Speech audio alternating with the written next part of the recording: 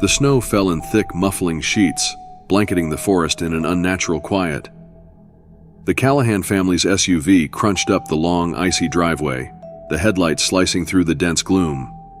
Ahead, the cabin loomed, a shadowy silhouette against the stark white backdrop, its windows like hollow eyes staring into the cold.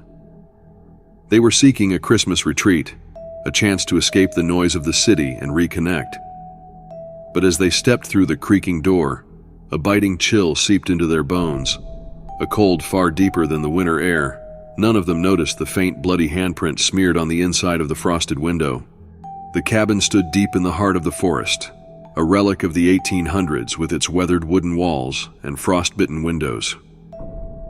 It was nestled against a frozen lake, the surrounding trees gnarled and skeletal against the pale winter sky. For the Callahan family, it seemed perfect, secluded, serene, and untouched by time.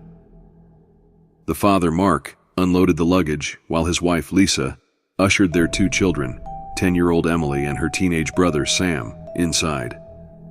The air smelled of pine and ice. Inside, the cabin was quaint but cold, with a stone fireplace, heavy wooden furniture, and a faint, inexplicable scent of decay that Mark dismissed as old wood. By nightfall, the cabin had warmed up, the crackling fire spreading an orange glow across the living room. The family laughed and played board games as snow piled outside, sealing them off from the world. But the laughter was interrupted when Emily gasped, clutching her ears. "Do you hear that?" she whispered. The family paused, listening.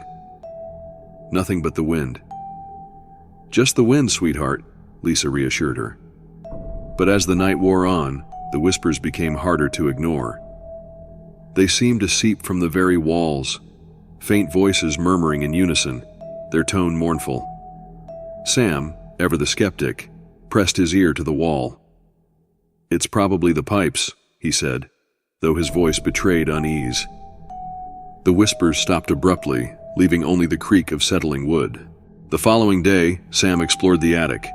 He returned with a faded, leather-bound diary he found tucked under a loose floorboard. It belonged to Margaret Holloway, who had lived in the cabin with her family over a century ago. The entries began cheerfully, describing snowy days and family dinners. But the final pages were frantic, written in trembling handwriting. "They are coming. They want us to join them." Mark dismissed it as a spooky tale, but Lisa couldn't shake the unease. That night, as the family slept, Emily woke up screaming. She claimed to see shadows moving in her room, their shapes flickering against the walls like distorted marionettes. When Lisa rushed in, the window was wide open, snow blowing inside, though they were certain it had been locked. The whispers grew louder the following night, no longer mournful, but angry. The family discovered bloody handprints on the windows and door frames, as if something had tried to claw its way inside. Sam found an old, rusted knife in the cellar with dried blood still encrusting the blade. Lisa called the police, but the line was dead. The car wouldn't start, and the snowstorm had made leaving on foot impossible. That night, they saw them, the Holloways. The family appeared as translucent figures in period clothing, their faces pale and bloodied. They stood in the living room, motionless except for their eyes, which stared directly at the Callahans. When Mark tried to speak to them, the figures lunged forward with unnatural speed before vanishing into the walls. The Callahans pieced together the story.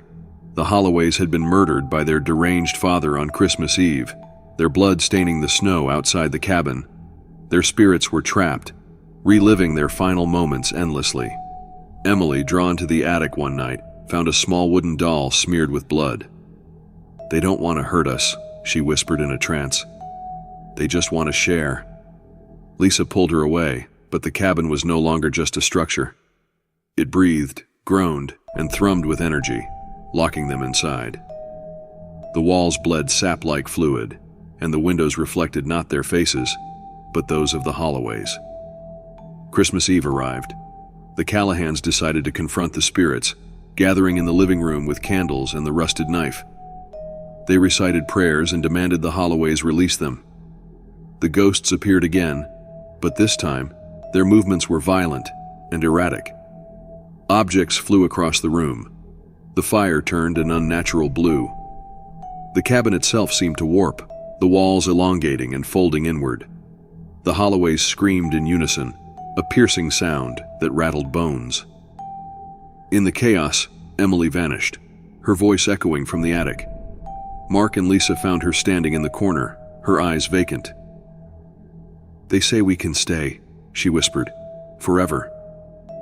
By Christmas morning, the Callahans were gone. The cabin stood silent and untouched, as if no one had ever been there. Days later, another family arrived, drawn by the promise of a quaint holiday getaway. The cycle began anew. Weeks later, the cabin sat untouched, silent beneath a heavy blanket of snow. The wind whispered through the trees, carrying faint echoes of laughter and screams, entwined like a twisted melody. Inside, the air was still, the fireplace cold, yet the faint outline of footsteps, small and large, trailed across the dusty floor, leading nowhere. A single tiny wooden doll sat upright in the center of the room, its painted eyes staring blankly at the door. Far off in the distance, the crunch of tires on fresh snow broke the silence. Another family had arrived. The cabin waited. The Callahans were absorbed into the cycle of the cabin, their identities dissolved into the fabric of its curse. Mark, Lisa, Sam, and Emily became part of the Holloway's eternal torment, their spirits bound to relive that cursed Christmas night over and over. Each of them took on roles in the grim tableau. Mark became a shadow in the walls, his anguished cries blending with the whispers that haunted the cabin.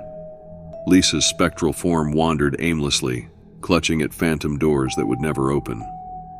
Sam's laughter echoed unnaturally in empty rooms, distorted into a chilling mockery. Emily, the youngest and most innocent, stood forever at the attic window, her face a pale reflection in the frost, her tiny hand pressed against the glass. She watched, waiting, as new families arrived to play their part in the cabin's endless horror. They didn't simply disappear, they became forgotten, erased from the world outside, their existence remembered only by the cursed cabin itself.